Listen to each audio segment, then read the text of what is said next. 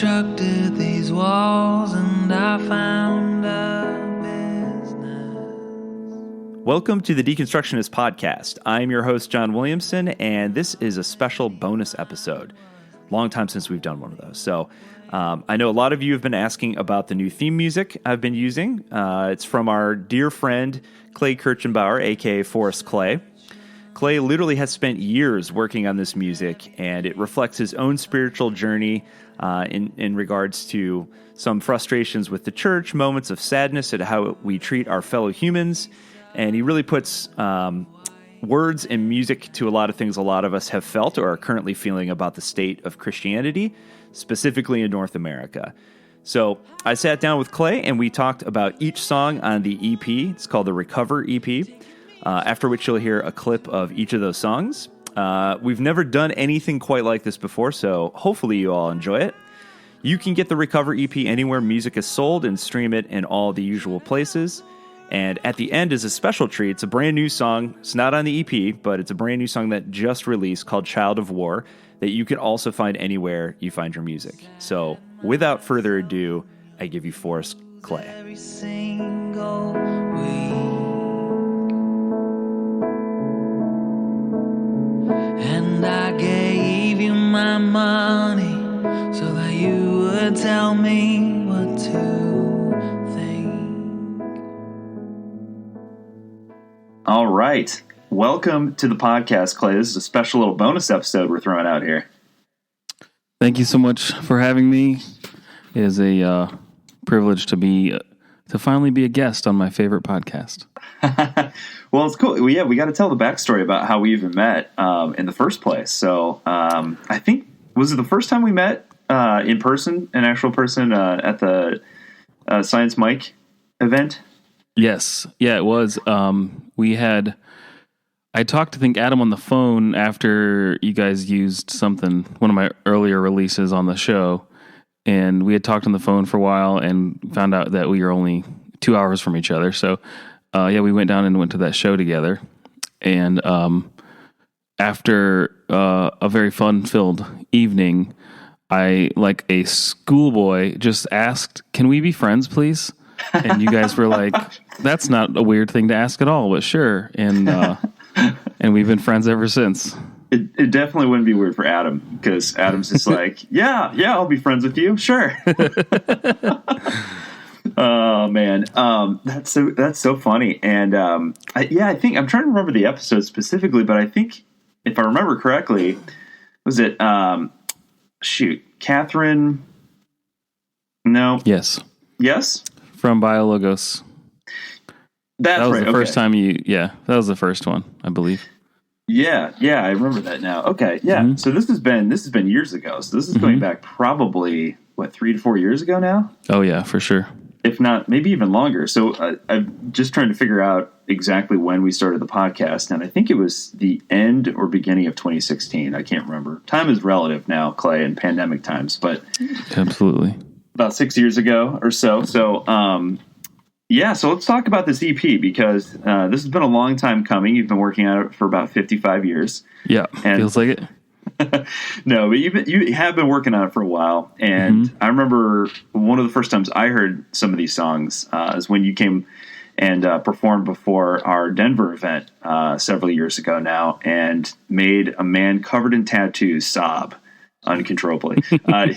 He was an awesome guy, by the way. I think he was a former youth pastor or something like that, and really, really nice guy. But, absolutely hit home, because this EP in general, and talk about kind of the inspiration for it, but really is centered around deconstruction.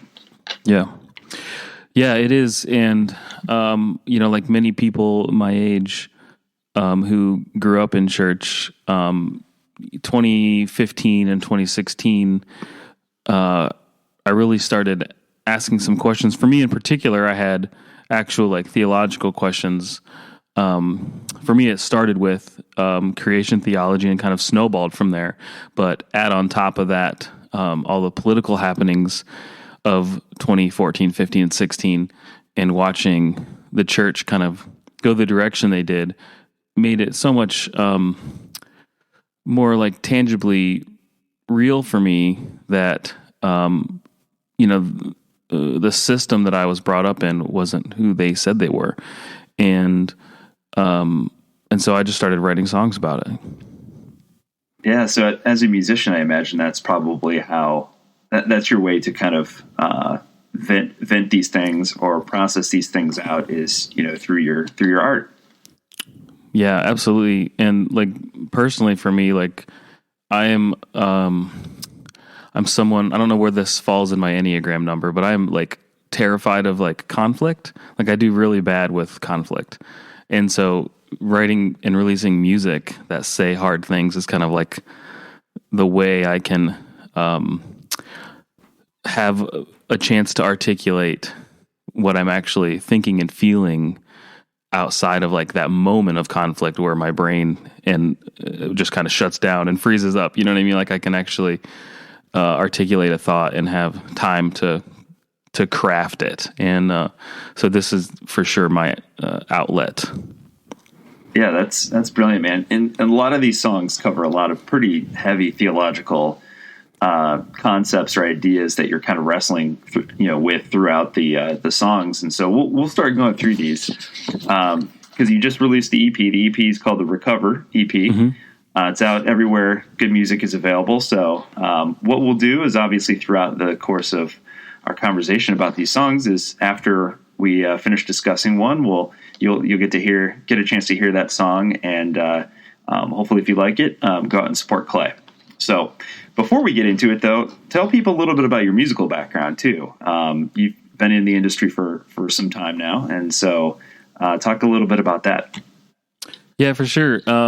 I came up, in church singing and playing music, and knew pretty well through high school that that's what I wanted to do for a living. And so, therefore was pretty terrible in school. And once I got out of school, a few years after I graduated high school, I started a band called The Undeserving, which you featured their music as well. Thank you very much.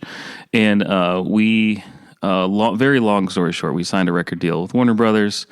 We were on Warner Brothers for maybe 4 or 5 years, and it was just an absolute disaster, honestly.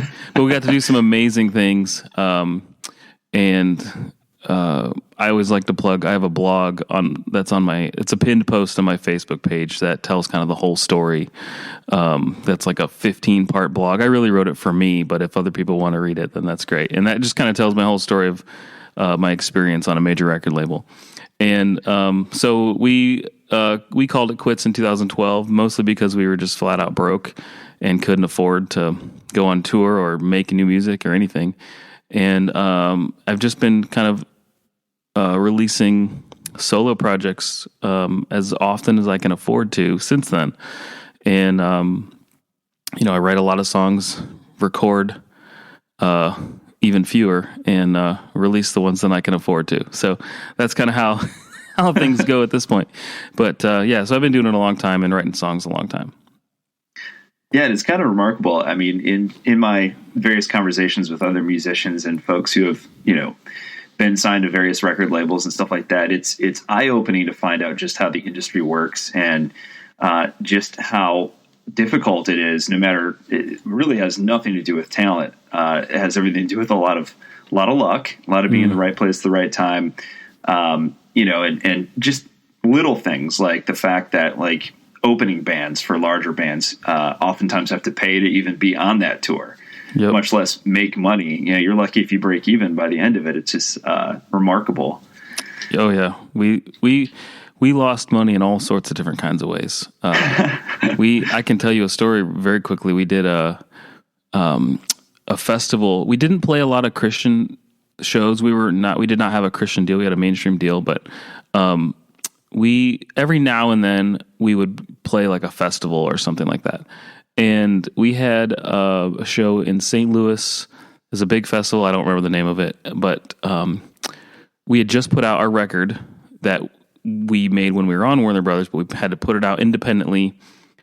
Had spent our own money on production costs, and this would have been 2011. This was summer of 2011, and we were flat broke. And this was a huge crowd.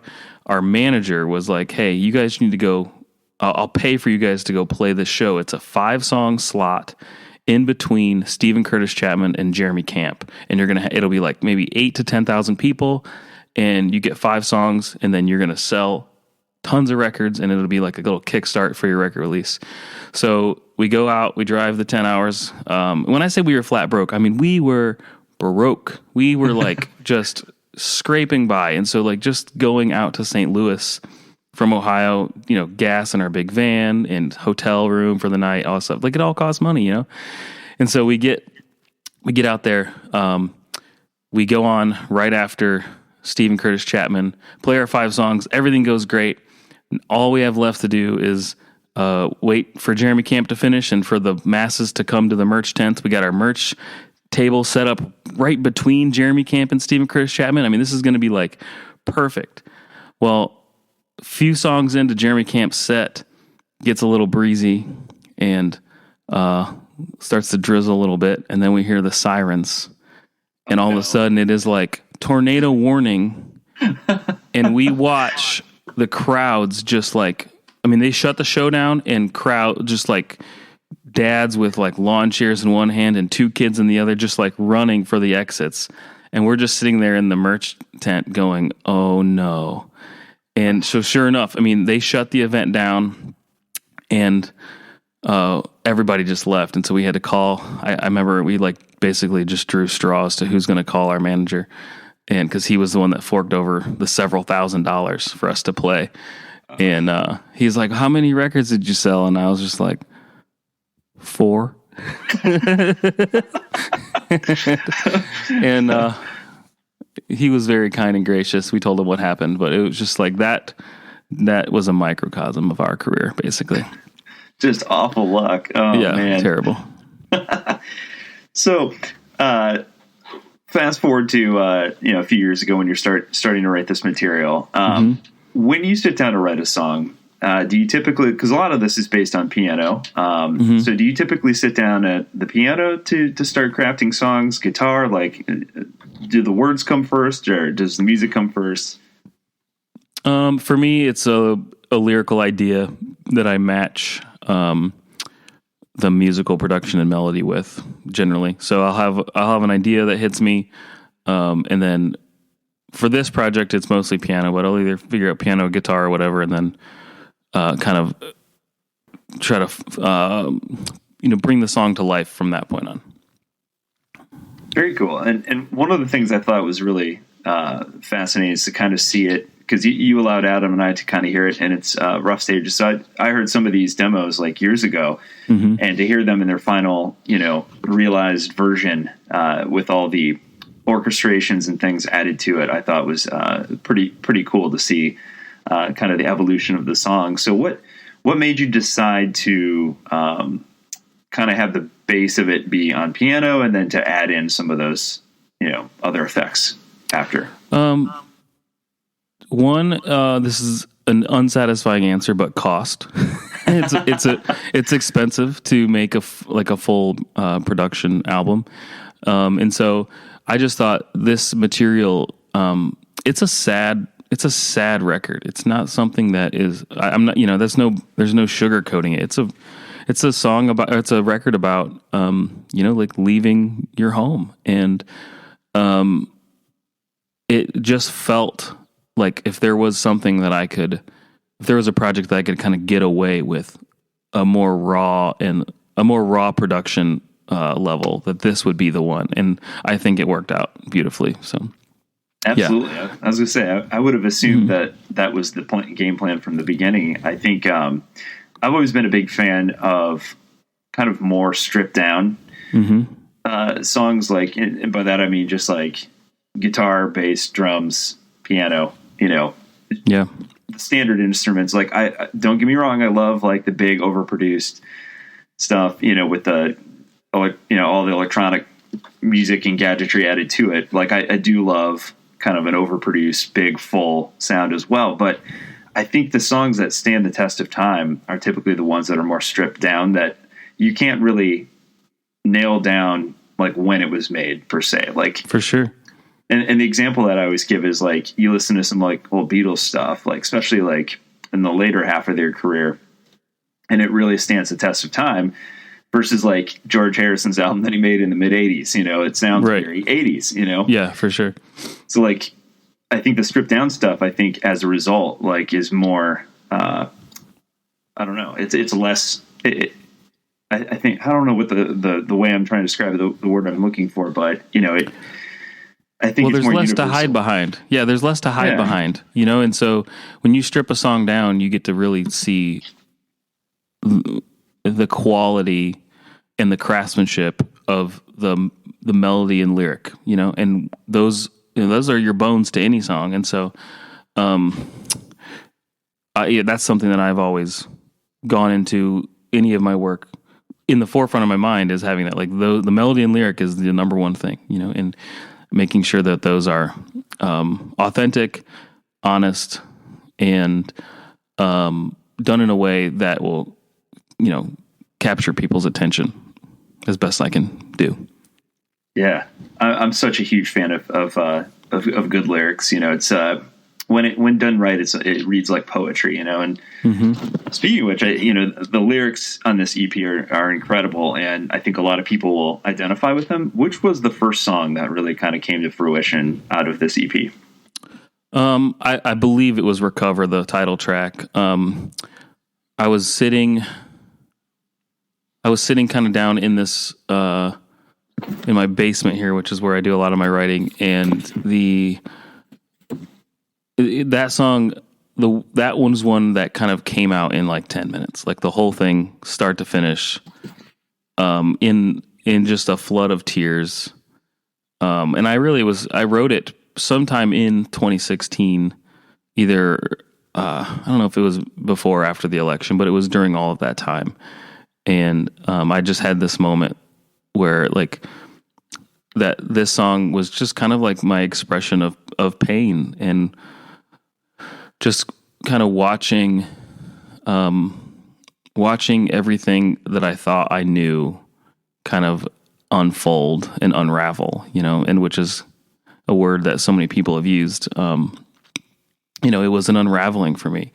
But on top of that, watching the American church then inflict so much pain on so many people, through politics and through, a hunger for power. And so that's the song "Recover," which it turned out to be the title track. And the last track on the record was the first one I wrote. And that kind of like kicked off all of it. Yeah, and I mean this one's like, I think out of all the songs, I mean they're all pretty raw and brutally honest. I think this one probably the most. It's really a critique of kind of your upbringing in the church. Certainly, the first couple verses like really speak to that, and kind of the almost commercialism that the church has really adopted. It's really become, in a lot of ways, at least in sort of Western Christianity, you and Ab and I have had many discussions. We talk, almost every other day probably. And, we've debated the merits of the mega church model and kind of the corporatization of the church. And obviously, I don't think any of us are overly huge fans of it. I mean, not to say that all mega churches are bad by any means.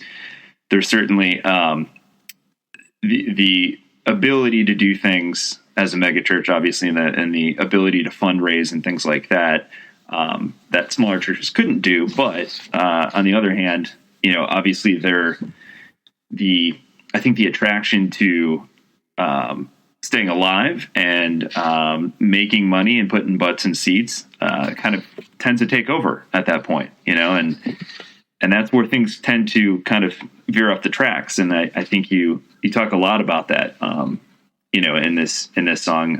One of my favorite verses in it, I think, is, I sat myself in your pew every single week and I gave you my money so you could tell me what to think. It goes back to the whole belief by proxy thing. And I always love that lyric. Yeah.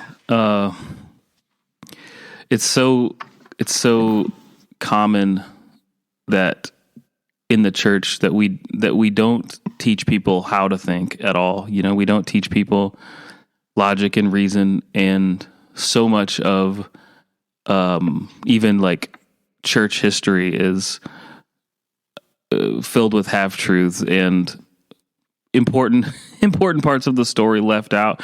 Like when I found Pete Enns, he was life changing for me. And so many of your guests on your podcast, especially the real nerdy Bible ones, man, because it's so much of that was things I had just never heard before.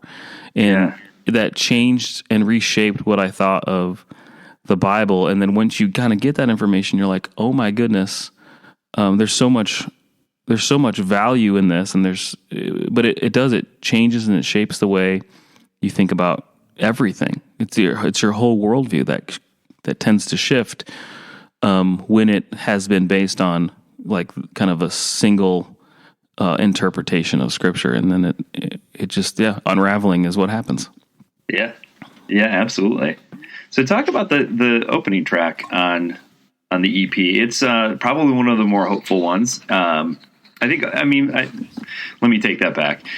Almost all of your songs, despite the fact that they talk about something that's very hard to discuss and talk about and go through, certainly, almost all of your songs do have like a tinge of hope in them. Like, this can be better. Like, you're hopeful, obviously, that things can improve, like through conversations like this. For sure. Yeah. So the first track is called Burning Bush, and it was inspired by a blog that Jonathan Martin had written about how he kind of took the story of the burning bush and kind of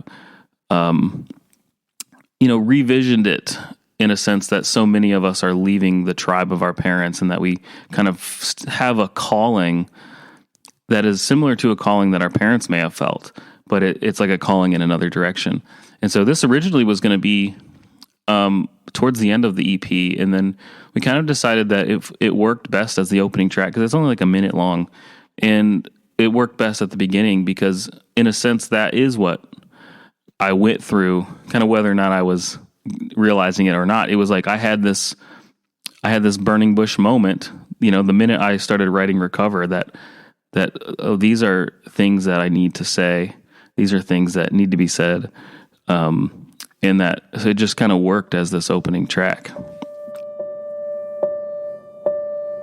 There's a light on the hill from a bush that's burning, and it's where only I can see. It's not the same as the flame of my father's, but I think it's calling to me. I think it's calling to me. Yeah, it's a beautiful song. I think that one and the second song that we'll talk about here, This Water I Am Treading, were the only two tracks I think I hadn't heard in an earlier version. So it was cool. It was fun to listen to those for the first time. So talk about the second track, This Water I Am Treading.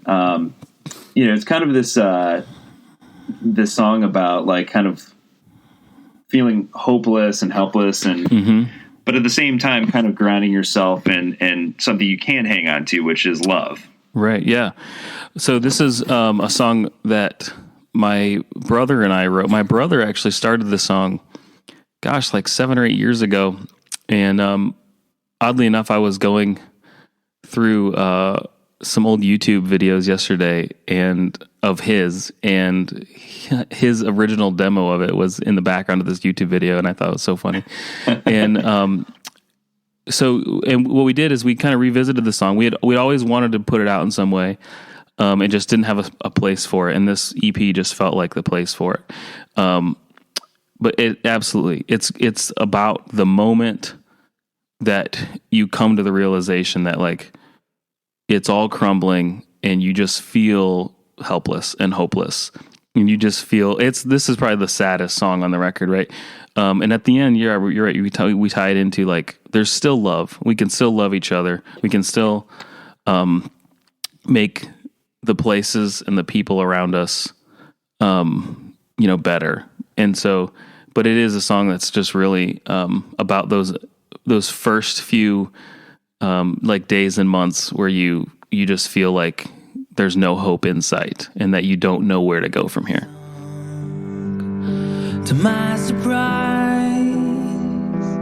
But I can't accept that it was all just a lie. Do you believe in hope? 'Cause I am hopeless. Do you believe in love? 'Cause I'm alone. Do you believe in hell? 'Cause I am helpless. This water I am treading is now my own.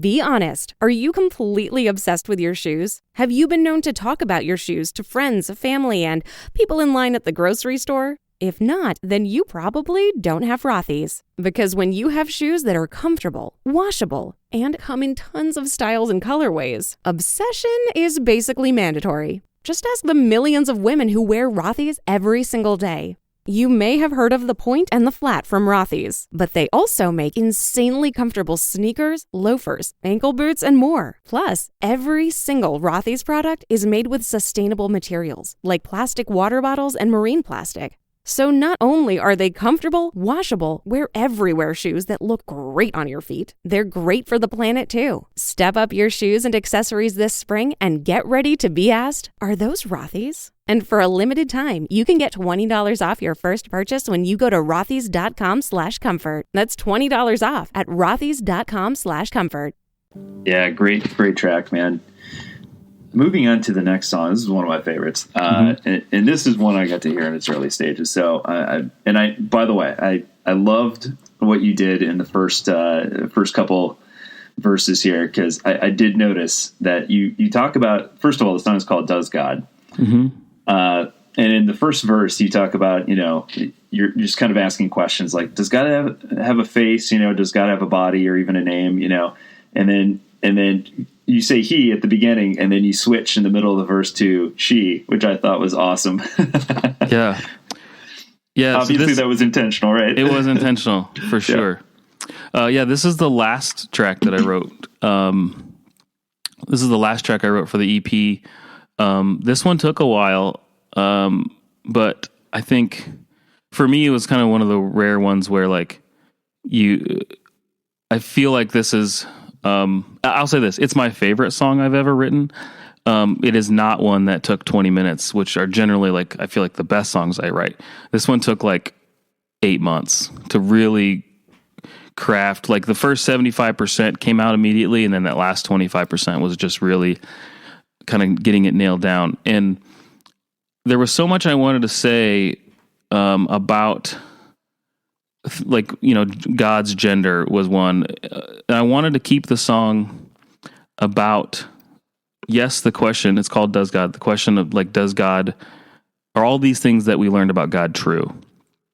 But also, if there's one thing I can hang on to, or there's one, let's call it doctrine that I still love, is that we are still made in the image of God. Now, you can, quote unquote, deconstruct that doctrine and that idea and learn the history of it and all that kind of thing. But there's something about it that is beautiful on its own, is that each person and each living thing, has this divine spark to it. And so what I wanted to do was take that idea and at the same time that I kind of reaffirm that idea, I also wanted to flip it on its head and say, even at the end, I use the word they, them for God as well. And I wanted to include that. And I wanted to give every person that I could think of and have time to include, that people that haven't been included, that yes, you too are made in the image of God. And so, this is for sure one that I think I'm most proud of.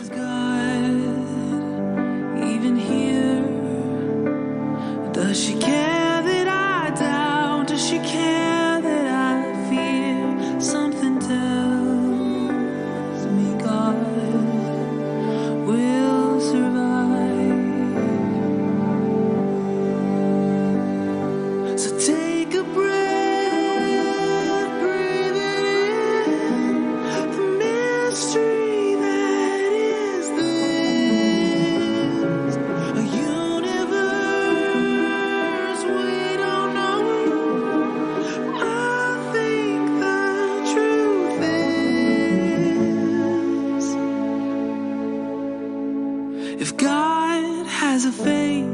his face must look like yours. Yeah, you should be, man. It's a great track.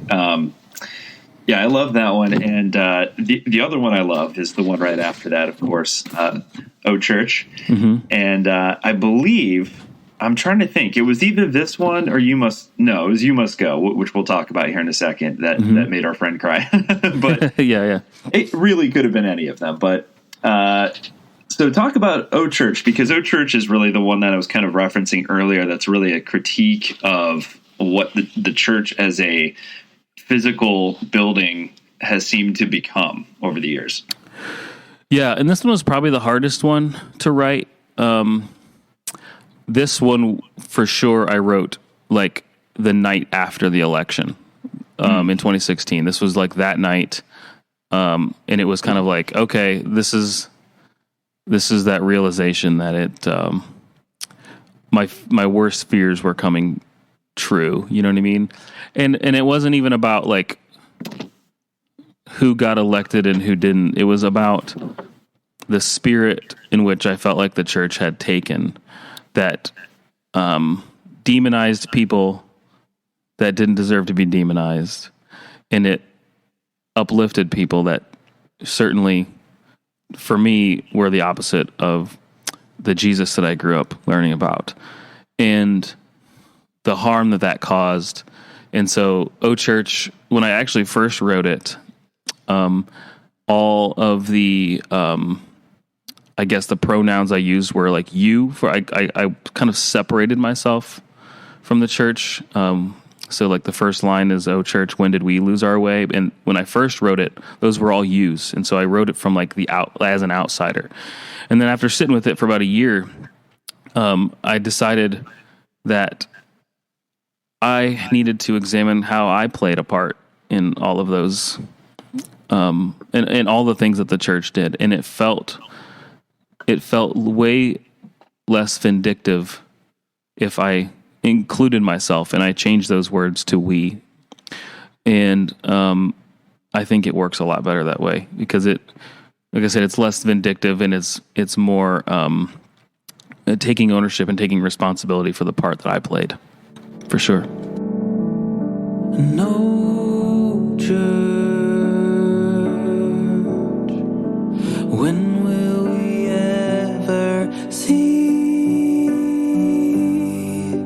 Until we're all treated the same, that nobody is actually free. Oh, church, started to pave the way to our irrelevancy, 'cause we've driven the other away.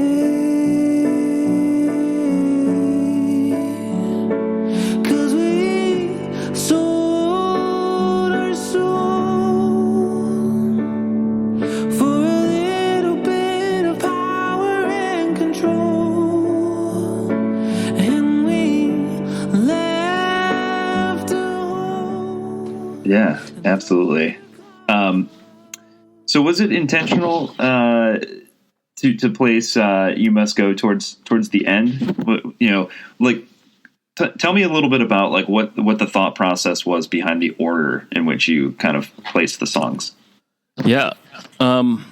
So initially, up until like a month before release, I had the order completely opposite.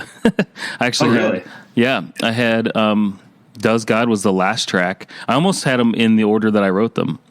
And once kind of I sat back and examined it, my friend Tom, who produced it, he was like, "You really need to think about changing the order of this EP." One, there was some like logistical reasons for it. Tempos of songs, and you wanted to kind of keep, you didn't want to put like the two slow piano ballads next to each other, et cetera, that kind of thing. And so we did, there was some of that, but then once we started analyzing, like I said earlier, how Burning Bush really seemed to like want to be that opening track. And then kind of track 3 is always like you know, what you call your power track. Like that's the one that you want. Like you've gotten 2 songs in and now this is like the big one. And we just felt like, does God belong there? And then to close the album, we felt like Recover may still be the strongest track on the album. And so You Must Go and Recover felt like they just needed to be together. They just needed to be like, they just flowed one right into the next one. And so You Must Go at track 5 just felt like the prequel to Recover. You know what I mean? It was like, so You Must Go was a song I actually wrote after Recover. And it was, I actually had gone to a liturgist gathering in 2016 sometime, in 2017 maybe. And I had kind of prepared myself for the being able to like meet a whole bunch of people that had gone through similar things as me. And once I got there, it kind of turned into this like room full of people that had experienced pain and from the church and pain far worse than I had experienced. And so it became obvious to me very quickly like that I just need to shut up and listen right now. And so these stories in You Must Go. So You Must Go is a story. It's about 3 different characters who experience pain in the church in different ways. And 2 of them were 2 of the stories kind of came from that weekend, and one of the stories is kind of my own. And so it just felt like that song belonged kind of with Recover, and those 2 needed to be together. Yeah, this one I think it is so powerful in through the vehicle of as you said, telling these different individual stories. Like each, as you said, each verse is a story about a different individual who suffered at the hands of, unfortunately, the church. And man, the ending though, like, because it's very sad throughout, you know, mm-hmm. But the ending is really uplifting, you know? So talk about like, cause I'm sure the first few verses came out, and then you're trying to probably figure out how to wrap this song up. And you could have ended it just as is, and it would have been a very, very sad song, but truthful and honest, sure. And a reflection on how we should absolutely need to be better to our brothers and sisters who don't quite fit in what we consider, you know, I don't know, the mainstream per se, mm-hmm. But like what Jesus, the types of folks that Jesus would have absolutely said, like, these are the people that you need to welcome in with open arms, you know, the people on the outside, the people on the fringe, you know, the minority and the refugee and the poor and the, you know, sick and the marginalized. So how did you come up with, what was the process for coming up with the ending? Because the ending is really uplifting. It's this beautiful thing, and it really tugs at your heartstrings. I mean, I remember the first time you sent it to me, I played it. I was sitting in bed one night, and I turned to my, at the time, wife, and I was like, oh my gosh, you have to hear this song. This is heavy. And I played it for her, and I mean, we were both just like, damn, like that's some truth right there. So yeah, so how did you come up with the ending? Because it is uplifting. Yeah. So, you know, spoiler, the ending is just this idea that the 3 characters are out now on their own, but they all hear, you know, essentially the voice of Jesus, and that he kind of like affirms them. And I think I needed to put that in there because I felt that. I don't really know when, in my whole process, but I felt so drawn still to the character of Jesus. And so, you know, there's this video going around this week of a certain megachurch pastor kind of demonizing people who deconstruct. And and the thing that just like that always gets misrepresented is that like nobody who deconstructs is deconstructing the love of Jesus. You may deconstruct like the story of Jesus and whether or not it happened. You can deconstruct the authenticity of Scripture. You can deconstruct all of those things.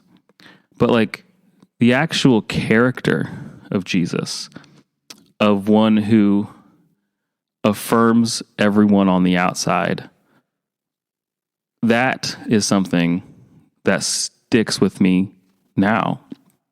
Even though I've thought through all of those things I just mentioned and had my views shift, and they continue to shift and change. And so I just thought like that love and that grace and that healing is something that is real and tangible, and that I have to figure out a way to, like, this song wouldn't be complete without that. You know what I mean? And also that I think that the church's only chance for like recovery and relevancy is to listen to the people on the margins and to turn over their power to the people on the margins. And that is how I wanted to finish the song.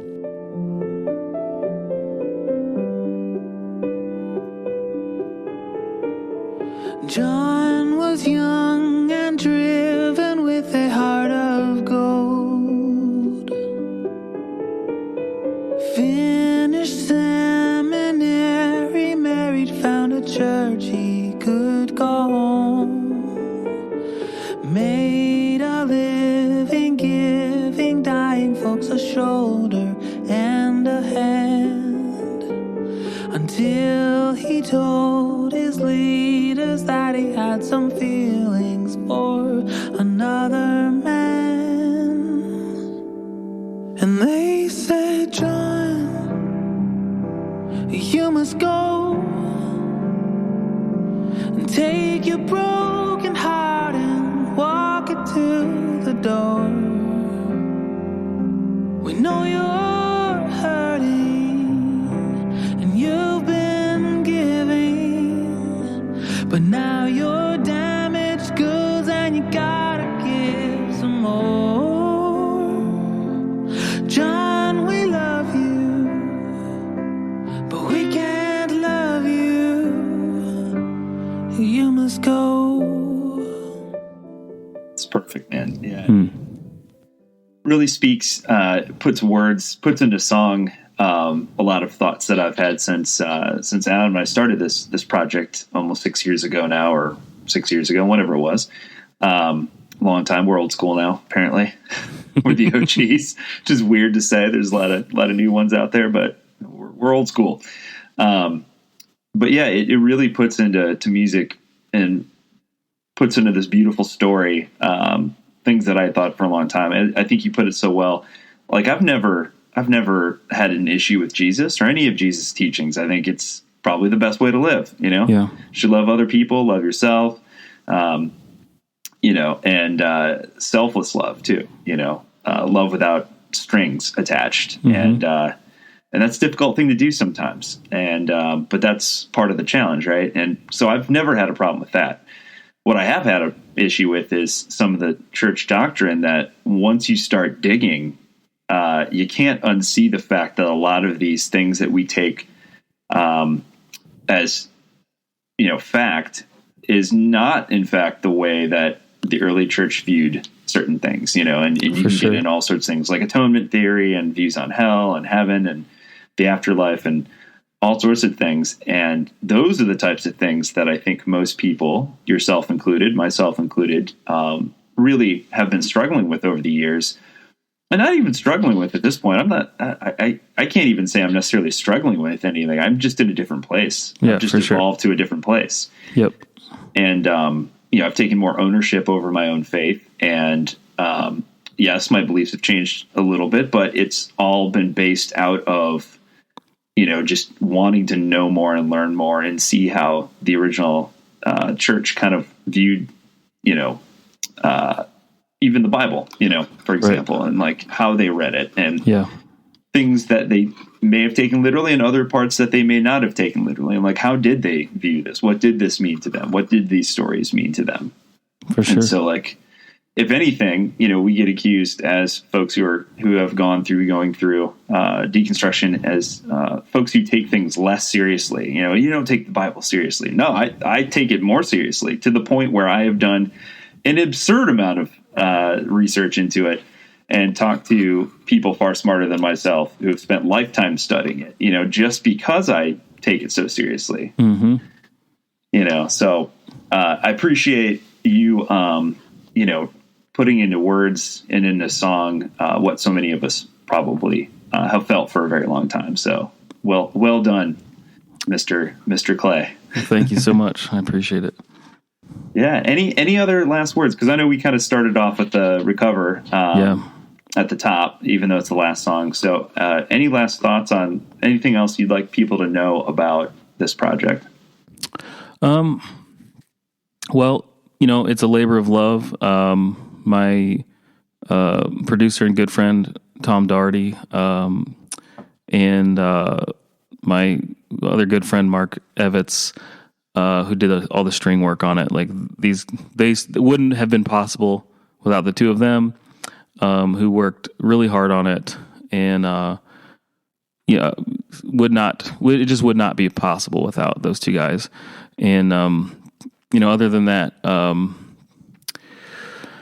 man, I would just say that one, I appreciate everyone who's already kind of listened, and we did a Kickstarter campaign for it to get it off the ground, and that was successful. And I had just I didn't even expect it to make it, and it did. And so thank you to everyone who supported there. So many people have reached out to me from hearing my music on your podcast, and so thank you for promoting it always.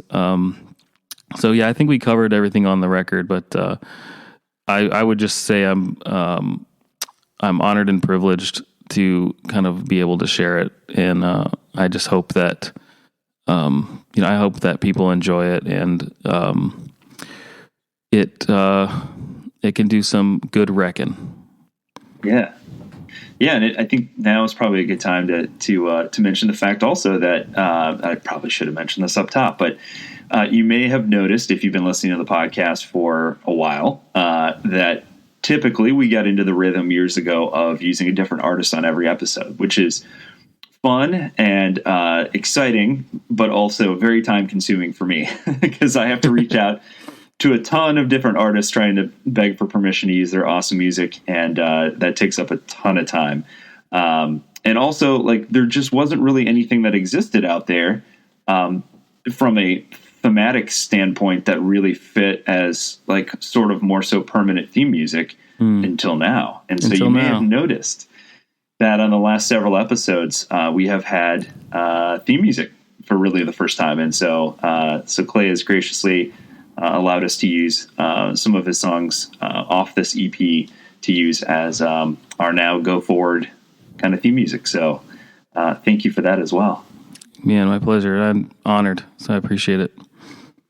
Absolutely. Well, thanks for coming on, Clay. This is a lot of fun. And folks, go out, grab Clay's music. Where can they find it? What's the best place to get it that puts the most amount of money in the artist's pocket? Let's go there. Sure. Bandcamp, if you want to just buy the files. You can also order a hard copy if you would like a hard copy. I did get a very small number of those. I'll send you one, John. Sweet. I did get a very small run of those made, so I do have a handful of hard copies left. And so Bandcamp, you can find me there under Forrest Clay. Yes, my last name is Kirchenbauer, but it's too hard to spell. And that was your idea, John, to make me change my artist name because I was at your house and you said, Clay, you got to change your artist name because I can't ever find your music because I can't spell Kirchenbauer. And I said, you know what? You're right. I need to change my artist name. So my artist name is, it's now Forrest Clay, which is just my first name. So, Forrest Clay on indie streaming service. You'll find all my stuff on Bandcamp. I just launched a TikTok. If you're on TikTok, I'm going to be playing a lot of these songs live on TikTok. You can find me there as well. So yeah, all the socials. And then I'm at Clay_K on Twitter. Perfect. Yep. Well, thanks again, man. We'll have, like I said, you will have heard all the songs that we discussed throughout the episode. So go out and support Clay if you can. And we'll be back in the very near future with new content. Thanks a lot, Clay.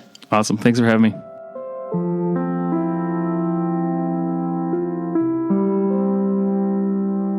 They brought you home on a Thursday. Your daddy took off work to hold you close. You were loved. Your mama ran a little grocery, and your daddy wore a hat of white, saving lives. And the tension was high. You saw fear in their eyes as the terror from heaven rained down.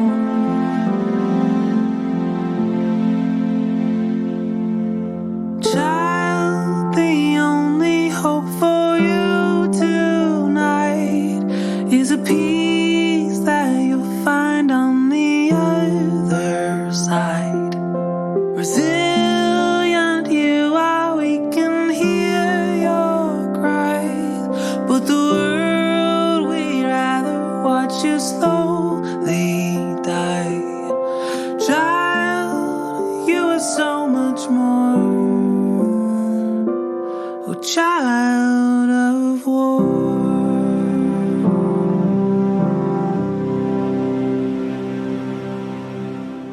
You were good at math and English, quickly learning how to say goodbye to a life. You were playing in the schoolyard when you heard the thunder from above, so close by. And you fell to your knees. There was blood in the street as the terror from heaven rained down.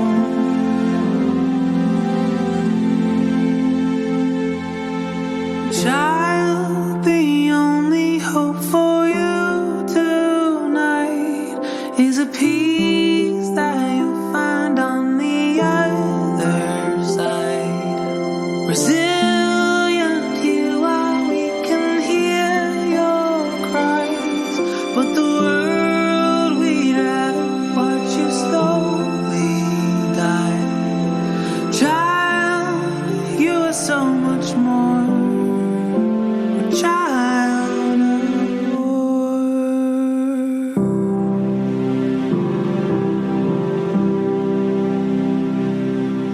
And you don't understand. Does God have a plan? 'Cause this suffering is all that you've seen. There is hope in your face. Maybe help's on the way, but your body's too broken to breathe.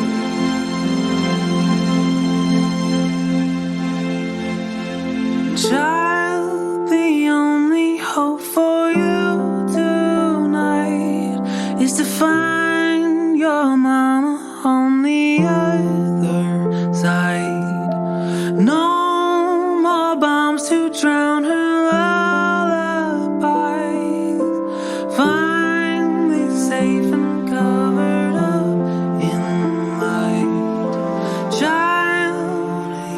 so much more. Try